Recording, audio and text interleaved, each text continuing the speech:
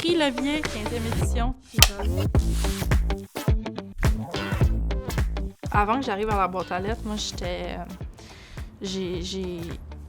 j'avais lâché l'école dans le temps de la COVID. J'étais devenue très renfermée. J'avais de la misère à fonctionner en groupe. Je manquais beaucoup de patience puis de tolérance. J'ai commencé à les fréquenter, la boîte à lettres, quand j'étais en situation de violence conjugale. Je pouvais pas sortir de chez moi et tout. Avant, j'étais plus réservée, plus colérique, mais avec aucun contrôle. Je voulais rien faire. Je trouvais juste que la vie avait aucun sens, puis je trouvais pas ma voie. Avant, j'étais très timide. Quand je suis rentrée à la boîte aux lettres, je parlais pas beaucoup. Puis j'étais souvent dans mon coin.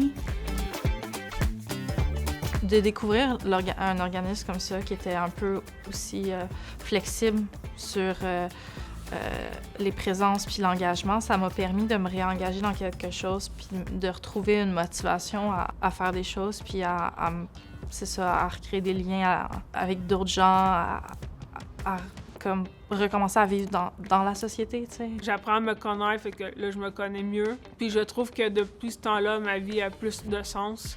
J'ai appris à la boîte à lettres, faire confiance aux autres, travailler sur moi-même, travailler mon confiance en soi. Puis au fil des années, au fil des mois puis des années qui ont passé, je pense que j'ai commencé à m'ouvrir.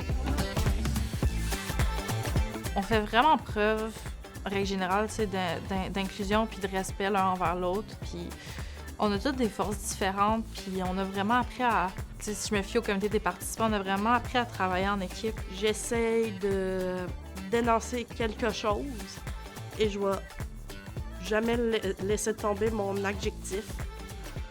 Qu'est-ce que je veux faire pour montrer à la société que les personnes autistes peuvent faire des grandes choses.